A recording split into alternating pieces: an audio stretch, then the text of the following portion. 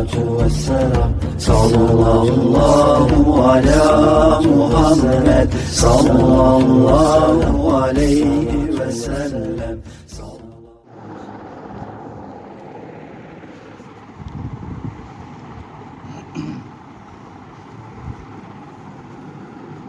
بسم الله الرحمن الرحيم. اللهم صل على سيدنا ومولانا محمد وعلى آل سيدنا ومولانا محمد وبارك وسلم صلی علیہ. حضرت امام الاولیاء شیخ التفسیر مدنی لاہوری صاحب رحمۃ اللہ علیہ کے مواعظات کا سلسلہ جاری ہے. الحمدللہ و شکر للہ.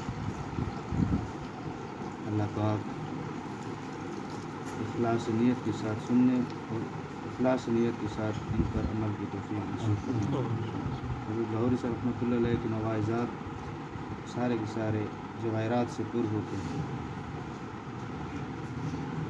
حضرت پر یہ واعظ مبارک ہوا 28 محرم الحرام کو سن 1375 ہجری بمطابق 15 ستمبر 1955 عیسوی. اس کا عنوان ہے اللہ کے مقبول بندوں کی صفات. حضرت فرماتے ہیں الحمدللہ وکفا وسلام علی عبادہ الذین اصطفیٰ اما بعد. عرض یہ ہے کہ اللہ تعالیٰ نے قرآن مجید میں متعدد مقامات پر اپنے مقبول بندوں کی صفات خود بیان فرمائی ہیں. سورۃ المؤمنون رکوع نمبر 1 پارہ نمبر 18 میں فرماتے ہیں قد افلح المؤمنون الذین هم فی صلاتهم خاشعون الخیر. سورۃ الفرقان رکوع نمبر 2 پارہ نمبر 19 میں ارشاد فرماتے ہیں وعباد الرحمن الذین یمشون علی الارض ہونا. اللہ تعالی ہمیں ان صفات کو اپنے اندر پیدا کرنے کی توفیق عطا فرمائے. اللہ تعالیٰ کے مقبول بندوں کی شکل و صورت تو یہی ہوتی ہے مگر اندر کچھ اور ہی ہوتا ہے. فرعون اور موسیٰ علیہ السلام کی ظاہری شکل و صورت میں کوئی فرق نہ تھا مگر اندرونی استعداد کے لحاظ سے اگر لاکھوں فرعون بھی ذبح کر دیے جائیں تو وہ سب موسیٰ علیہ السلام کے جوتے کے تلوے کے ایک ذرہ برابر بھی نہیں ہو سکتے. مندرجہ بالا ارشادات باری تعالیٰ کے بعد نبی اکرم صلی اللہ علیہ وسلم کے ارشادات میں بھی ان صفات کا ذکر آتا ہے. آپ صلی اللہ علیہ وسلم کو اللہ تعالیٰ نے ایک سرٹیفکیٹ دے رکھا ہے کہ دین کے معاملہ میں آپ جو کچھ فرماتے ہیں وہ سب وحی الہی ہوتا ہے. وما ينطق عن الهوى ان هو الا وحی یوحیٰ. سورۃ النجم رکوع 1. اس بنا پر آپ صلی اللہ علیہ وسلم کے ارشادات بھی ہمارے لیے اسی طرح واجب الاتباع ہے جس طرح اللہ تعالیٰ کے ارشادات ہیں. آج میں آپ صلی اللہ علیہ وسلم کے ارشاد کی روشنی میں مقبول بارگاہ الہی کی صفات عرض کرنا چاہتا ہوں. مقبولین بارگاہ الہی کی صفات عرض کرنا چاہتا ہوں. وہ ارشاد نبوی درج ذیل ہے. حضرت ابن مسعود رضی اللہ عنہ فرماتے ہیں کہ رسول اللہ صلی اللہ علیہ وسلم نے یہ آیت پڑھی فَمَن يُرِدِ اللَّهُ أَن يَهْدِيَهُ يَشْرَحْ صَدْرَهُ لِلْإِسْلَامِ. سورۃ الانعام رکوع نمبر 15 جس کا ترجمہ ہے اللہ تعالیٰ جس شخص کی ہدایت کا ارادہ کرتا ہے اس کا سینہ اسلام کے لیے کشادہ کر دیتا ہے. پھر فرمایا جب نور سینہ کے اندر داخل ہوتا ہے تو سینہ فراخ اور کشادہ ہو جاتا ہے. پوچھا گیا یا رسول اللہ صلی اللہ علیہ وسلم کیا اس حالت کی کوئی علامت ہے جس سے اس کی شناخت کی جا سکے؟ آپ صلی اللہ علیہ وسلم نے فرمایا ہاں. اس کے بعد آپ صلی اللہ علیہ وسلم نے اس نور کی 3 علامات بیان فرمائی. وہ 3 علامات یہ ہیں التجافی عن دار الغرور جس کا ترجمہ ہے دھوکے کے گھر یعنی دنیا سے دور ہونا. اس نور کی برکت سے دنیا سے انسان کی طبیعت ہٹتی جاتی ہے. پھر اس کی دل بستگی دنیا سے نہیں رہتی بلکہ اس سے انسان دور رہتا ہے.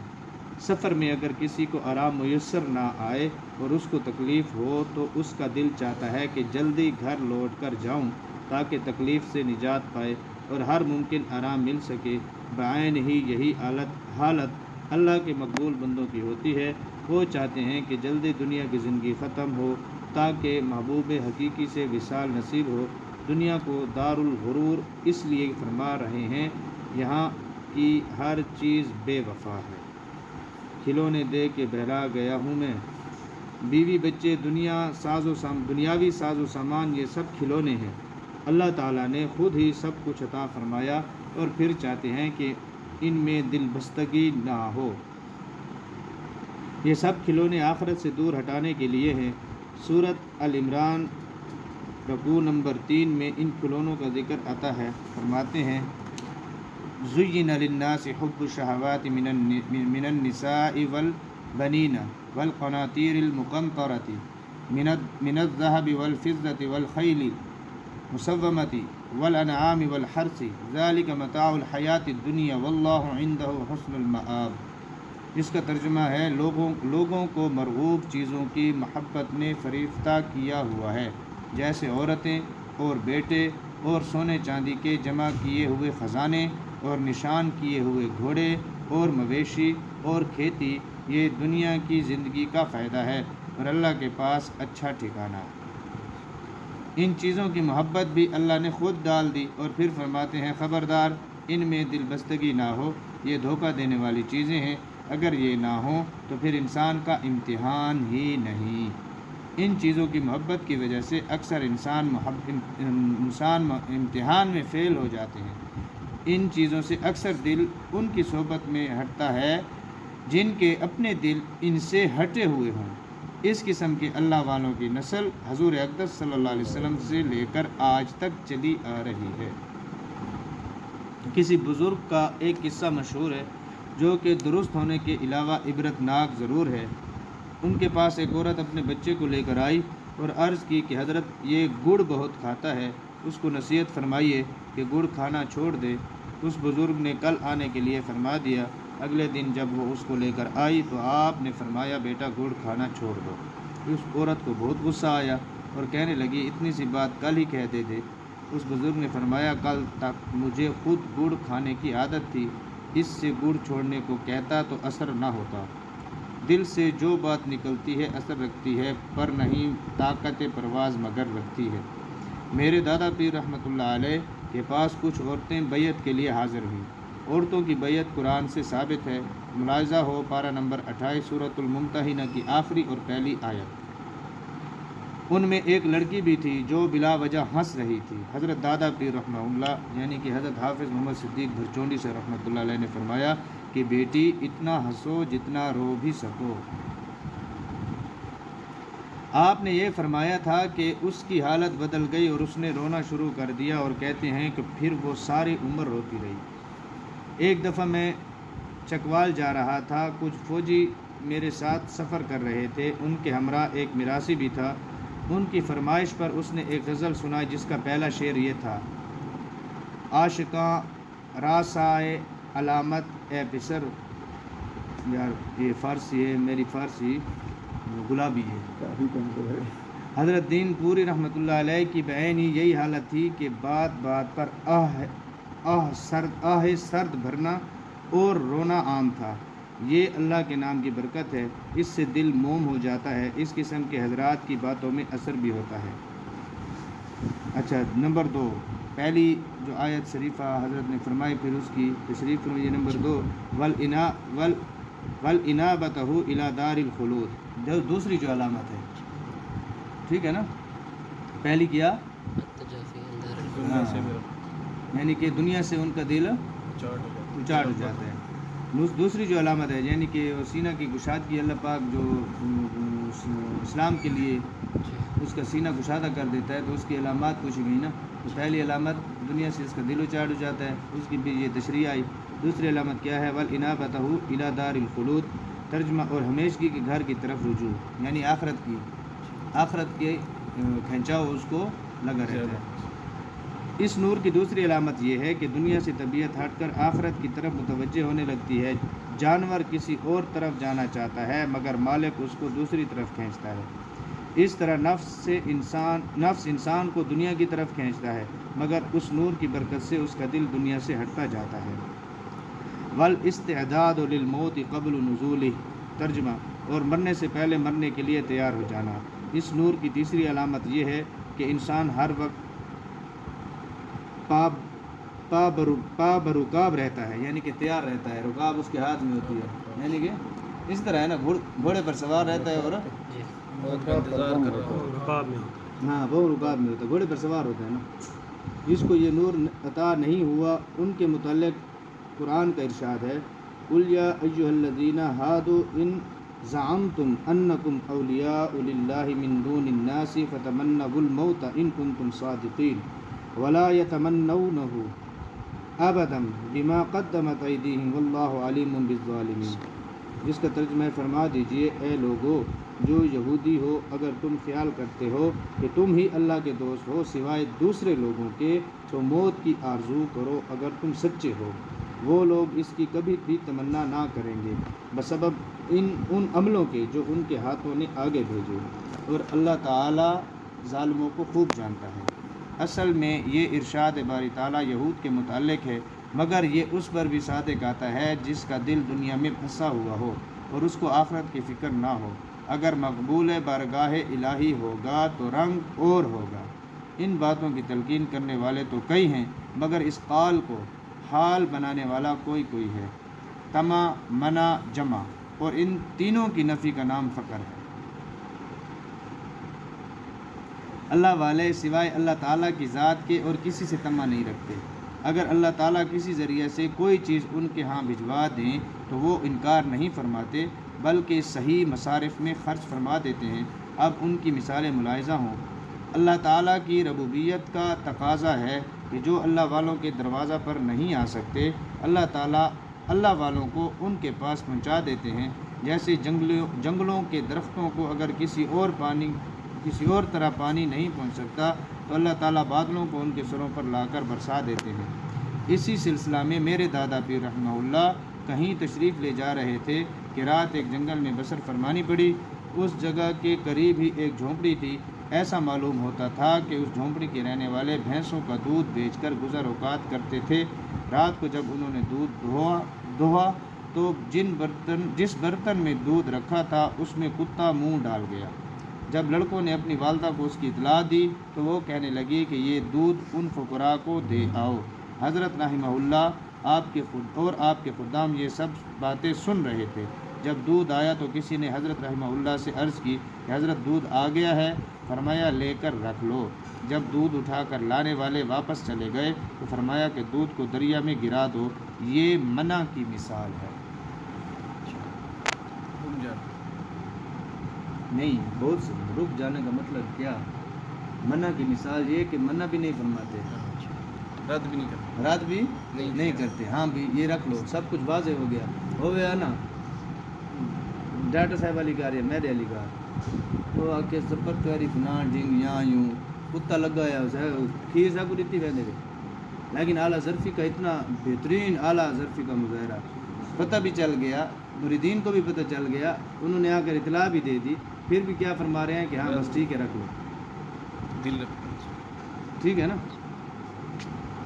دوسری بھی اس کی وہ ہے، بہرحال ابھی وقت نہیں ہے. حضرت امروٹی رحمہ اللہ کے ہاں ایک دفعہ ایک زمیندار 500 روپیہ نذرانہ لے کر آیا اور عرض کی کہ آپ کا بڑا خرچ ہے، میں یہ آپ کی امداد کے لیے لایا ہوں. اس کا یہ کہنا تھا کہ حضرت رحمہ اللہ غصہ سے لال ہو گئے اور فرمایا مجھے اللہ کی مدد کافی ہے، یہ اٹھا کر لے جاؤ، مجھے تمہاری مدد کی ضرورت نہیں. اس کے بعد اس نے بہت منت سماجت کی مگر آپ نے ایک نہ سنی اور ایک پیسہ بھی نہ رکھا. یہ ترک طمع کی مثال ہے. ترک طمع کی مثال ہے. طمع کس کو بولتے ہیں؟ لالچ. حضرت مولانا عبداللہ صاحب فاروقی رحمۃ اللہ مرحوم جو دلی مسلم ہوٹل انارکلی کی مسجد میں خطیب تھے، وہ فرماتے تھے کہ جب میں دیوبند میں تعلیم سے فارغ ہوا تو حضرت شیخ الہند رحمۃ اللہ علیہ سے ایک متمول کس کو بولتے ہیں؟ متمول خاتون، متمول امیر، ٹھیک ہے، کہ مجھے اپنے بچوں کی دینی تعلیم و تربیت کے لیے استاد کی ضرورت ہے. حضرت رحمہ اللہ نے مجھے بھجوا دیا. وہ خاتون میرے کام سے اتنی خوش ہوئی کہ اس نے مجھے کئی ہزار روپے دے کر کہا کہ جہاں تمہارا دل چاہے خرچ کرو. میں نے وہ روپیہ لا کر حضرت رحمہ اللہ کے قدموں میں ڈھیر کر دیا تو فرمایا کہ مجھے تو اس کی ضرورت نہیں. یہ ترک طمع کی دوسری مثال ہے.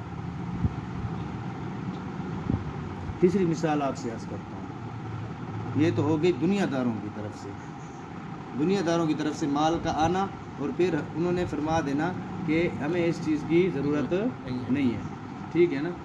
تیسری مثال میں اپنے حضرت کی دیتا ہوں، وہ اپنے حضرت کی دے رہے ہیں، اپنے دادا پیر جی کی دے رہے ہیں، ہم اپنے حضرت کی دیں گے اور دادا پیر جی کی بھی دیں گے، ٹھیک ہے۔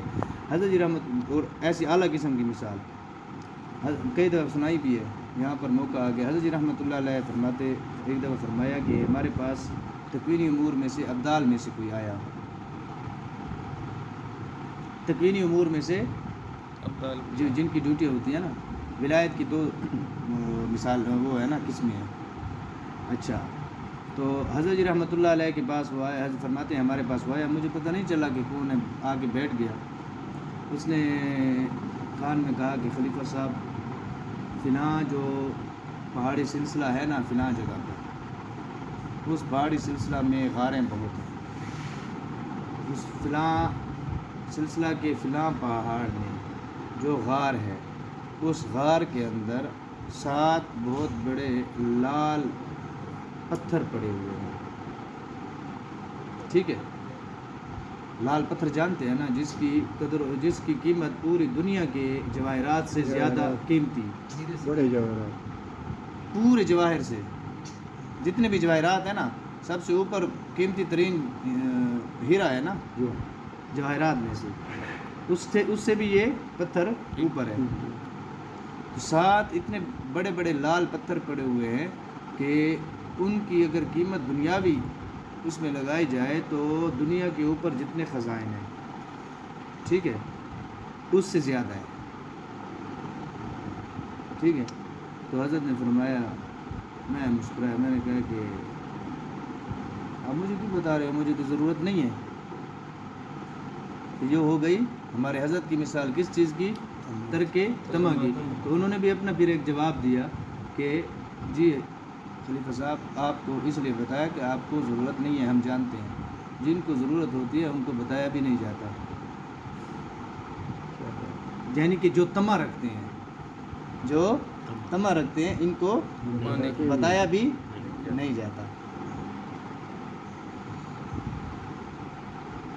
اچھا، طور شاہ جو آج کل ملتان میں رہتے ہیں اور میرے حضرت کے خدام میں سے ہیں، انہوں نے ایک جوتا تحفہ بھیجا تو حضرت شیخ الہند رحمہ اللہ نے وہ سر پر رکھ لیا۔ طور شاہ کا جوتا محبوب اور ایک عورت کا کئی ہزار روپیہ نامنظور۔ طور شاہ ان کا خادم تھا نا، اس کا جوتا جو ہدیتاً حضرت شیخ الہند صاحب کا تذکرہ ہے نا، جی ہاں، وہ عورت کے جو ہے نا دیے گئے ہزاروں روپے وہ ان کو ٹھکرا دیے، اور انہوں نے جو جوتا ہدیہ کیا بھیجا، ٹھیک ہے نا، ان کو اس جوتے کو انہوں نے سر پہ رکھ دیا۔ اب میں پھر اصل مضمون کی طرف آتا ہوں۔ قبر میں جائیں گے تو پتہ چلے گا کہ بیوی، بچے، جائیداد اور گھر کا ساز و سامان جو بے حد محبوب تھا کچھ بھی ساتھ نہیں آیا، تب معلوم ہوگا کہ یہ سب کچھ دھوکہ ہی تھا۔ موت کے لیے ہر وقت تیار رہنا چاہیے، ممکن ہے کہ اچانک ہی موت آ جائے۔ ہم تو کب سے الحمدللہ خود سے بھی یہی اندر سے عرض کر رہے ہیں کہ بھئی بس استظہار موت کی طرف آؤ، ٹھیک ہے نا۔ اسرائیل علیہ السلام اتنا مظلوم بیچارہ فرشتہ ہے، سارے اس کو گالیاں بکتے ہیں، ٹھیک ہے نا، اس کے لیے دعا خیر کر دیا کرو۔ فرشتے ہمارے لیے دعا خیر کرتے ہیں نا، ٹھیک ہے نا، اور فرشتوں کے لیے، بلکہ پوری خلقت کے لیے، پوری مخلوق کے لیے، اللہ کی پوری مخلوق کے لیے دعا خیر کرنا یہ حدیث سے ثابت ہے نا، ٹھیک ہے نا۔ تو حضرت اسرائیل علیہ السلام کے لیے بھی ہمیں دعا نام اٹھا کر کرنی چاہیے۔ وہ اتنا خوش ہوگا، وہ کہتے ہیں کہ یار یہ کون سی مخلوق ہے، میں موت کو فرشتہ ہوں، سارے مجھے برائی سے یاد کرتے ہیں، مجھ سے پناہ مانگتے ہیں، اللہ اچھا برے کسی کو برائی کے طرف کسی کا وہ کرنا ہو نا، کسی کی سختی کو، سیدھا اسرائیل ہے منسوب حضرت اسرائیل علیہ السلام کی طرف کرتے ہیں۔ تو یہ بیچارہ ہم یہ کہتے ہیں کہ یہ بیچارہ جو اللہ کا فرشتہ ہے اور 4 مقبول فرشتوں میں سے اللہ کا فرشتہ ہے، تو یہ بیچارہ بڑا مظلوم ہے، صرف یہ کر بھی اپنی مرضی تو نہیں رہا، اللہ کی ڈیوٹی کر رہا ہے، تو اس بیچارے کے ساتھ یاری لگانی چاہیے، سامنا ہونا ہے اس کے ساتھ۔ پتہ نہیں جبرائیل علیہ السلام، میکائیل علیہ السلام، اسرافیل علیہ السلام کے ساتھ آمنا سامنا ہمارا ہو یا نہ ہو، اس کے ساتھ ہونا ہے، اور اسی کو ہم برا بھلا کہتے ہیں، اور یہی ہمارا دھوکہ ہے۔ یہ تو اللہ نے خواہش نفسانی خواہشات فرشتوں کے اندر نہیں رکھی، ورنہ وہ اللہ کے حکم کے ساتھ ساتھ خود بھی جو اگر اس کو غصے کی وہ ہوتی نا، وہ خود بھی ایسے کھینچتا نا روح کہ مجھے بہت برا بھلا کہا ہے۔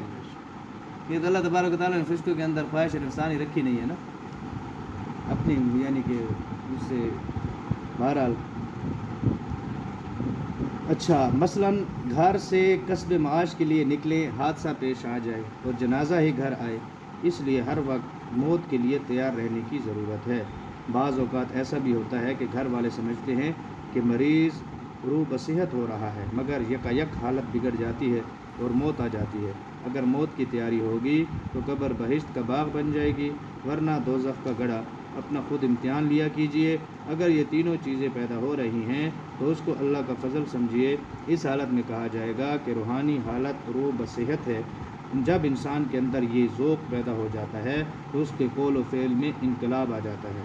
دنیا سے ہم نے اذکار الہی کے موتی لے کر جانا ہے تاکہ مرنے کے بعد قبر اور حشر میں یہ کام آئیں۔ اللہ کے نام سے یہ تینوں چیزیں پیدا ہو جاتی ہیں۔ اللہ کے نام میں بھی تاثیر ہے، یہ سارا جہاں اسی کے نام کی تاثیر ہے۔ اس میں جو لذت ہے اس کے مقابلہ میں سب لذتیں ہیچ ہیں۔ عبادت کی قبولیت سے طبیعت میں سرور پیدا ہوتا ہے۔ شادی کے متعلق کسی نے کہا ہے کہ عیش شہر و غم دہر، یعنی ایک ماہ کے عیش کے لیے ساری عمر کا غم مول لینا شادی ہے۔ ایک ماہ کے عیش کے لیے ساری عمر کا غم مول لینا شادی ہے۔ گویا ہر راحت میں رنج ہے، راحت و رنج دونوں لازم و ملزوم ہیں۔ ایک ذکر الہی ایسی چیز ہے جس میں رنج نہیں ہے، جتنا زیادہ کرتے جائیے اتنی زیادہ راحت ہوگی اور رنج کم ہوتا جائے گا۔ اولاد نہیں تو غم، اولاد ہو تو غم، ایک بیٹا تھا تو غم تھوڑا تھا، دو ہوئے تو غم زیادہ ہو گیا۔ اس کے مقابلہ میں اللہ کا نام جتنا بڑھتا جائے گا غم گھٹتا جائے گا، باقی چیزیں جتنے بڑھیں گی اتنا ہی غم زیادہ ہوتا جائے گا۔ مرض بڑھتا گیا جوں جوں دوا کی، اسباب دنیا جتنے زیادہ گھر لائیں گے اتنے ہی زیادہ غم ہوتے جائیں گے۔ کامل کی صحبت مدت مدیر تک نصیب ہو تو یہ چیزیں پیدا ہو جاتی ہیں۔ حضرت دین پوری رحمہ اللہ کے ایک خادم تھے جو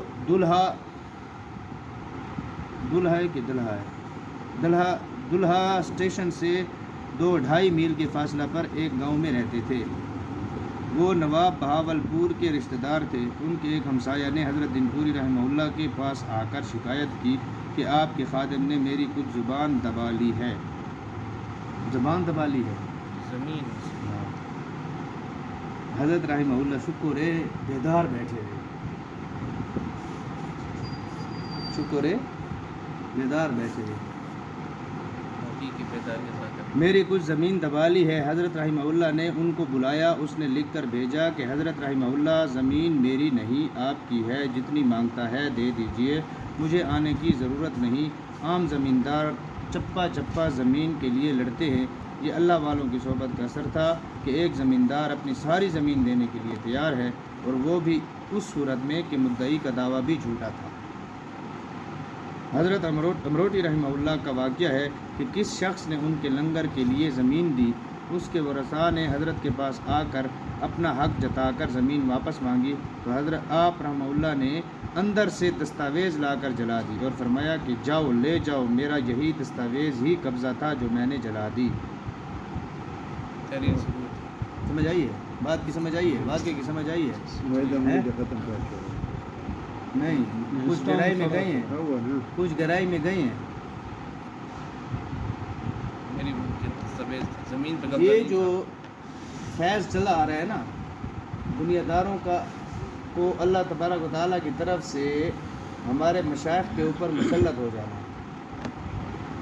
اب اس نے اپنی دستاویز یعنی کہ اس مندر خانے کے لیے زمین دی کسی شخص نے، مرید ہوگا، محب ہوگا، متقد ہوگا، حضرت نے قبول بھی فرما لی، حضرت امروٹی سے رحمۃ اللہ علیہ، لیکن ان کے ورثاء میں سے کوئی لالچی تھے، ٹھیک ہے نا، وہ اس وقت کی جو رجسٹری تھی یا جو حساب کتاب تھا وہ بھی ہو گیا، لیکن وہ رسا میں سے کوئی آ کے انہوں نے کہا ہے کہ یہ زمین تو ہمارے بڑوں کی ہے، ہماری وراثت میں ہے، ٹھیک ہے نا، تو ہمیں واپس چاہیے۔ حضرت فوراً گئے، وہ لنگر خانے کے لیے استعمال بھی ہو رہی تھی نا کہ نہیں، بالکل سارا نظام بھی تھا نا، سسٹم تھا نا، انہوں نے کہا کہ یار صبر کرو، اس سسٹم کو ہم ختم کر لیں، ہم اس کا نعم البدل تیار کر لیں، اس طرح کا لکھا ہوا ہے۔ فوراً گئے، زمین واپس مانگی تو حضرت رحمۃ اللہ علیہ فوراً اندر گئے، دستاویز لا کر جلا دی۔ انہوں نے کہا کہ یہ جو رجسٹری تھی، یہ جو تھی نا دستاویز جو تمہارے بڑے نے میرے حوالہ کی تھی، یہی دستاویز ہی قبضہ تھا، جاؤ، میں کوئی دعویٰ بھی نہیں کروں گا، زمین تمہاری بس تمہاری سنبھالو جا کے۔ یہ بھی نہیں کہا کہ ہمیں کچھ مہلت دو، وقت دو کہ ہم ادھر چلے جائیں، ویسے بھی تو چیز تمہاری ہے، یہ کہہ سکتے تھے نا، 2 سیکنڈ کا وقت بھی نہیں لگایا کہ کسی نے آ کے جتلوا دیا کہ یہ چیز ہماری ہے، اس کے منہ پہ مارو، ٹھوکر اٹھا کے مارو اس کی، چاہے جو چیز بھی ہے۔ اللہ نے پہلے بھی اللہ نے بندوبست کیا، پھر بھی اللہ بندوبست کرے گا۔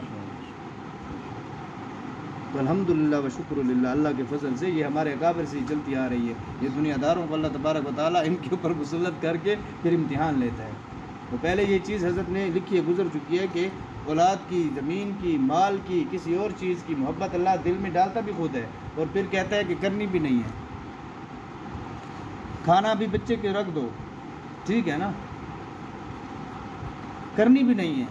اور پھر تیسری چیز ہے جو یہاں پر درج نہیں ہے، آپ سے عرض کر رہا ہوں، انشاءاللہ اسی طرح ہے، گلہ بھی نہیں کرنا،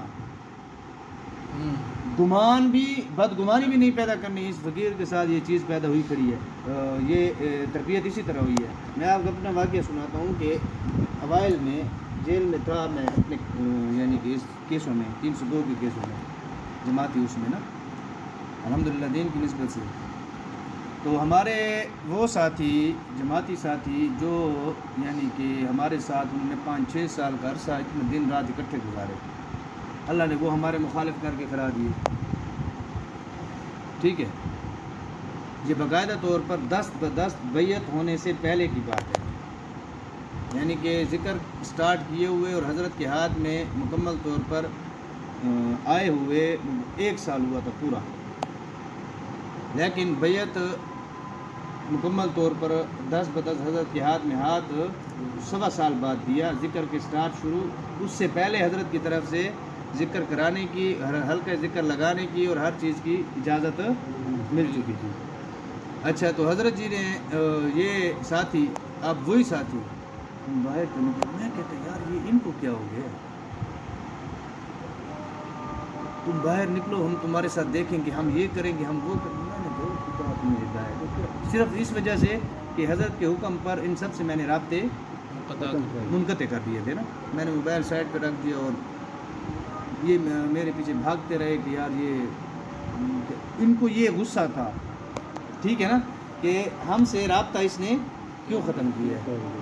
ابھی بھی کچھ جماعتی احباب غصے میں ہوں گے کہ اس نے جو ہے نا ہم سے رابطے، یہ ہم نے اپنے حضرت سے سیکھا پہلے کہ ہر چیز ختم کر دیا کرو۔ بہرحال تو یہ ہمارے ساتھ رابطے میں نہیں رہا، ہم اس کے پیچھے اتنا بھاگتے رہے صلی اللہ علیہ وسلم۔ اچھا، وہ اتنے تک میں صبر کا دامن سارا بھی نیچے کر کے بیٹھا۔ آپ مانیں گے جنگلے پر آ کر وہاں ملاقات کے، وہاں پر ایسی ماں بہن کی گالیاں تک دے کر جاتے تھے، سمجھ آئیے، میں ان کو دیکھتا تھا پھر ہنستا تھا، ٹھیک ہے۔ ایک دفعہ اس طرح، اور مجھے عبدالروف بلوچ صاحب نے کہا ہوا تھا یار آپ خاموشی اختیار کرو، جواب نہیں دینا۔ میں نے کہا ٹھیک ہے، آپ کا حکم ہے، آپ قائد ہو، بڑے ہو، میری طرف سے کوئی نہیں ہوگا، ٹھیک ہے۔ ایک دن اس طرح ہوا کہ انہوں نے حد کر دی۔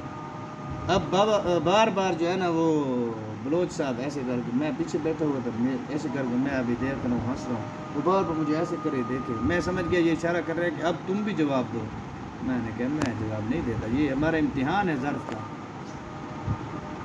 کیا کہہ رہے ہیں ٹھیک ہے نا۔ ایک وہ تھا کہ کسی کی انگلی بھی کا اشارہ بھی اپنے اوپر برداشت نہیں کر سکتے تھے، انگلیوں کو توڑا ہے، اللہ پناہ عطا فرمائے، ٹھیک ہے نا. اب یہ ہے کہ منہ پہ گالیاں پڑ رہی ہیں اور ہم دیکھ کر، یہ ہے اللہ کے نام کی برکت، ٹھیک ہے نا، اور اللہ کے نام کی اثر کہ اپنا ہی سب کچھ ختم ہو جاتی ہے. انہوں نے کہا بس ٹھیک ہے.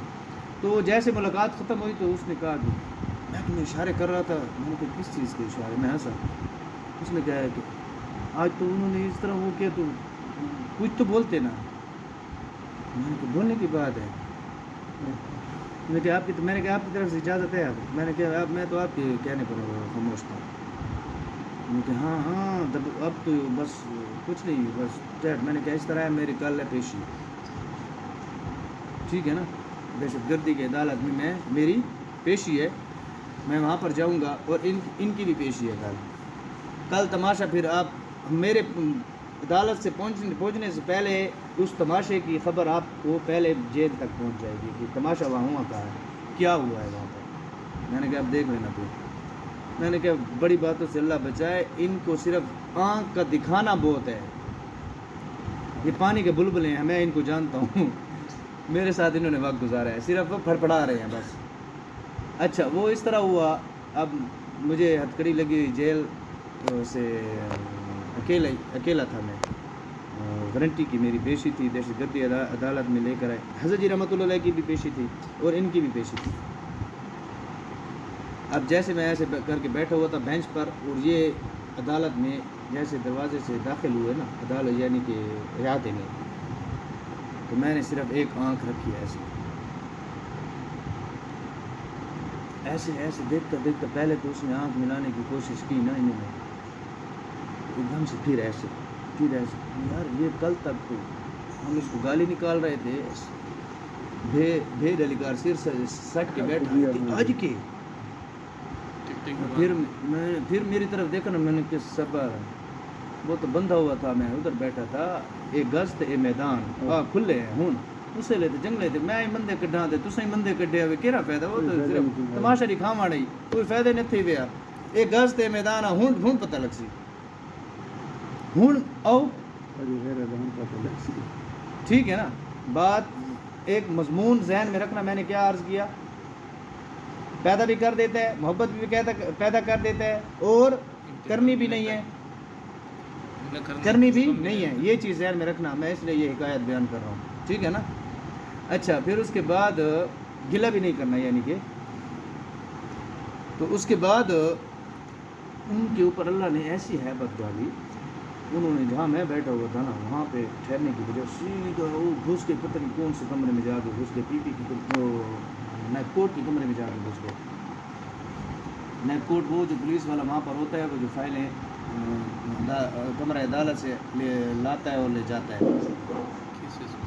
اس کے کمرے میں جا کے. اب یہ تماشا دیکھا پولیس والوں نے کہا، مجھے جس نے ہتھکڑی لگائی تھی ایسا ہے، تو اس نے کہا یار صاحب خان کیا بات ہے؟ میں نے کہا یار تم آرام کرو، یہ ہمارا اپنا معاملہ ہے، جاؤ آرام سے بیٹھو، تمہارا کیا کام ہے؟ یہ ہم جانے، ہمارا آپس کا معاملہ ہے. تو وہ گھوم رہا تھا ادھر گیا، تو اس سے انہوں نے کہا کہ یار پتہ نہیں، ہم نے تو بس وہ کیا کہ یہ اللہ نے ایسے ان کے دلوں میں ہیبت بٹھا دی.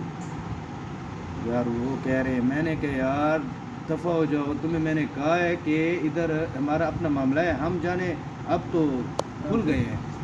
اور ان سے یہ کہہ دینا، شکاری ہمیشہ اکیلا ہوتا ہے، ٹھیک ہے نا، اور وہ جھارتے حملہ کر دیندا ہے، ٹھیک ہے نا، وہ حملہ کر دیندا ہے، کوئی نہ کوئی لگتا ہے، کہیں نہ کہیں شکار کاری دیندا ہے، ٹھیک ہے نا. کتنے شکاری میں نکلنا تساں بہت سارے وے، بس یاد رکھے تساں. میں ہوں تک اسی طرح کے الفاظ تھے، اللہ پناہ عطا فرمائے، کہ بہت ساروں نے میرے ساتھ انتہا درجے کی ناجائزی کی ہے نا. اب پھر برداشت بھی کرنا. پھر میں بھی شاگرد کس کا ہوں تمہیں پتہ چل جائے گا. اچھا یہ تو میں نے بڑے کھل کے، بڑے زادانہ، اللہ پناہ عطا فرمائے، بڑے مغرورانہ میں اس کو کہوں گا، مغرورانہ انداز میں جو کہ مجھے جو اس وقت کی حالت تھی نا جو تزکیہ کی میرے ساتھ یہ چیز زیب نہیں دیتی تھی، لیکن بامر مجبوری وہ اللہ نے مجھ سے کروائی، ایک سبق دینا تھا نا۔ حضرت جی رحمۃ اللہ علیہ بھی تشریف لے آئے پیشی پر، جیسے حضرت کو دیکھا تو میرے ایک تو پہلے 14 کیا 28 کیا 56 طبق روشن ہو گئے، ٹھیک ہے نا، اور دوسرا ایک خوف بھی پیدا ہو گیا کہ ابھی حضرت کو پتہ چلے گا پتہ نہیں میری کیا حالت ہوگی، میری کیا حالت ہوگی اگر حضرت کو انہوں نے بتا دیا نا۔ اب حضرت جی نے میں بینچ پہ بیٹھا تو حضرت جی کے لیے، حضرت جی ہم یہ تھے، حضرت جی کے لیے جو ہے نا وہ کرسی اٹھا کے لیا مین کوٹ، اس نے کان میں چگلی بھی لگا دی نا، انہوں نے کہا حضرت یہ جو ساتھی ہے نا آپس میں بڑے وہ کھڑے ہیں، انہوں کو دیکھنا کچھ ہے نا۔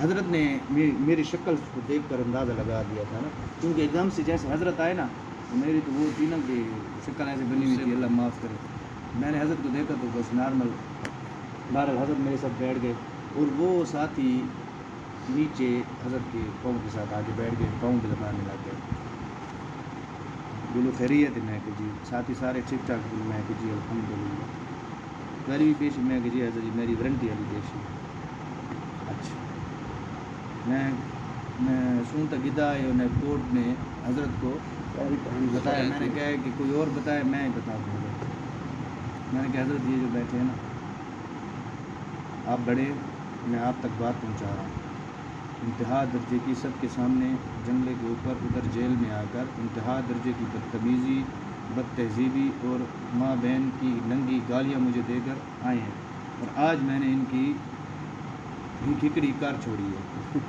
آگے آپ کے علم میں ہو ان کی طرف سے کوئی بھی اگر پہل ہوئی تو پھر کام خراب ہوگا۔ حضرت کو میں نے یہ عرض کیا، حضرت نے مجھے ایسے کر کے دیکھا نا، بولو تو اس نے بات کی، انہوں نے کہا نہیں حضرت بات اس طرح ہے کہ ایسے ایسے، پھر میں نے جیسے بات کی نا حضرت نے فرمایا گلو تم غلط ہو۔ آپ خود اندازہ لگائیں کہ ایک چیز حضرت کو کچھ باتیں میں نے خطوط میں بھی عرض کی تھی اور حضرت کو ایک حقیقت کا علم بھی تھا، اس کے باوجود بھی کیا فرما رہے ہیں، تم غلط ہو۔ ان کو موقع ملا، اس نے کہا کہ یہی تو حضرت میں کہہ رہا ہوں کہ یہ غلط ہے، خاموش، تمہاری نظر میں ٹھیک ہے میری نظر میں غلط ہے،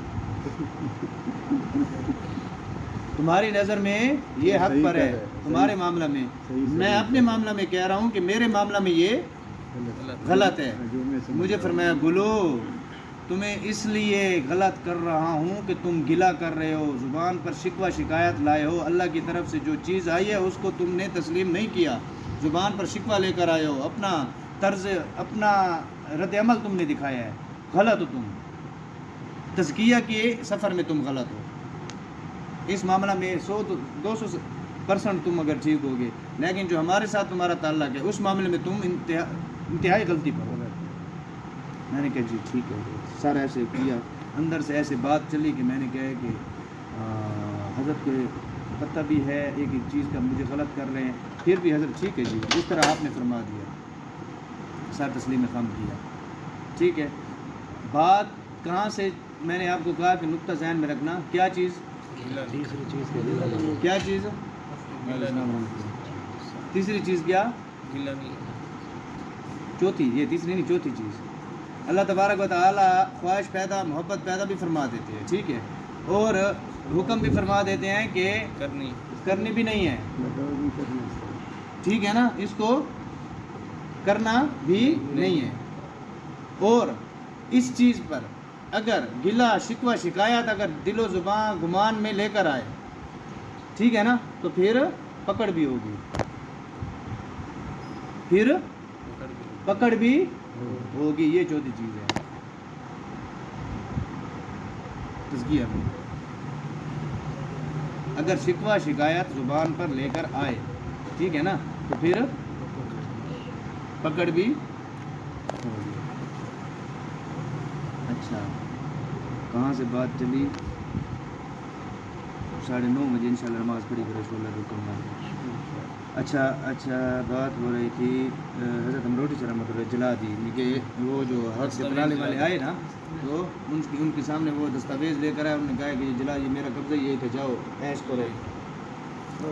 یعنی کہ یہ نہیں کہا کہ مجھے وقت دو، ہمیں کچھ ٹائم چاہیے، ہمارا سسٹم سارا لنگر کا خانقاہ کا وہ ڈسٹرب ہو جائے گا. یہ ادھر ہی آن دی اسپاٹ فیصلہ کیا کہ جاؤ، دستاویز بھی نہیں دکھائی کہ میرے پاس یہ میں نے جلا دیا، جاؤ جاؤ جاؤ جاؤ جاؤ، وہ میری طرف سے بے فکر ہو جاؤ، میرا قبضہ ختم ہے، جاؤ.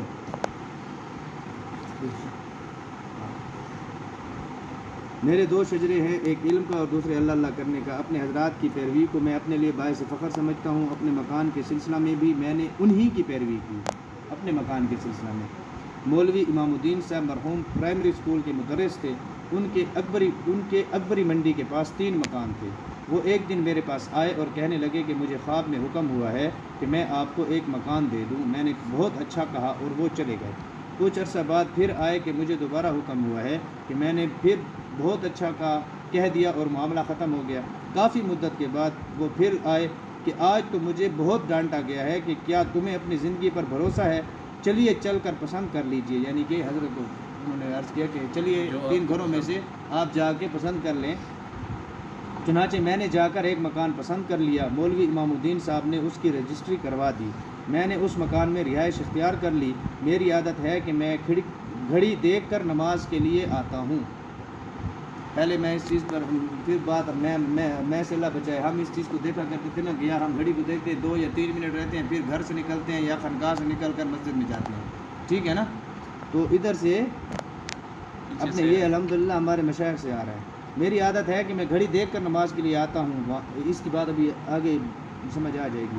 وہاں سے جب میں نماز کے لیے آؤں تو راستہ میں کبھی کوئی دوست مل جائے، کبھی کوئی ان سے باتیں کرنے میں کبھی میری 1 اور کبھی 2 رکعت قضا ہو جائیں. بات کرنے کا مقصد یہ ہے کہ میں اسی روٹین پر، جیسے پہلے میرا گھر جو تھا کرائے پر تھا وہ مسجد کے بالکل ساتھ تھا، میں اسی روٹین پر ٹائم دیکھ کر جو گھر سے نکلتا تھا، کیونکہ یہ گھر سے مسجد سے دور تھا گھر، میں اسی روٹین سے ٹائم دیکھ کر نکلتا تھا. راستے میں کوئی مل جاتا، دعا سلام ہوتی، اسی اسنا میں میری 1 رکعت 2 رکعت کبھی قضا ہو جاتی، قضا نہیں یعنی کہ رہ جاتی جماعت سے. ٹھیک ہے نا؟ تو اس کو مد نظر رکھتے ہوئے میں نے مولوی امام الدین صاحب کو بلا کر کہا کہ آپ نے مجھے اشاعت دین کے لیے مکان دیا تھا، مگر میرے دین میں نقص پیدا ہو رہا ہے. آپ یا تو مجھے اس مکان کو بیچ کر لائن سبحان خان میں دوسرا مکان بنانے کی اجازت دے دیں، اس سے آپ کے مکان کی صورت بدل جائے گی لیکن سیرت وہی رہے گی، یعنی کہ آپ کے نامہ اعمال میں صدقہ جاریہ ہوگا. ٹھیک ہے نا؟ یا پھر آپ مکان واپس لے لیں، یا پھر آپ مکان واپس لے لیں، میں مسجد کے ساتھ ہی کرایہ پر ہوں گا. ٹھیک ہے، اچھا واپس لے لے. جس خدا نے مجھے آج تک کرایہ دیا ہے وہ آئندہ بھی دے گا. مولوی امام الدین صاحب نے خوشی سے مجھے اجازت دے دی اور ان کے مکان کو بیچ کر میں نے اپنا موجودہ مکان بنا لیا. اولیاء کرام کی صحیح اتباع کی برکت سے ان کے کمالات کا عکس طالب کی طبیعت پر یقیناً پڑتا ہے. اللہ تعالیٰ مجھے اور آپ کو مقبولین ہوتا ہے مقبولین بارگاہ الہی کی صفات اپنے اندر پیدا کرنے کی توفیق عطا فرمائے. آمین. وآخر دعوانا ان الحمدللہ رب العالمین. یہ کافی لمبا مضمون ہے انشاءاللہ. والسلام صلى الله على محمد صلى الله عليه وسلم.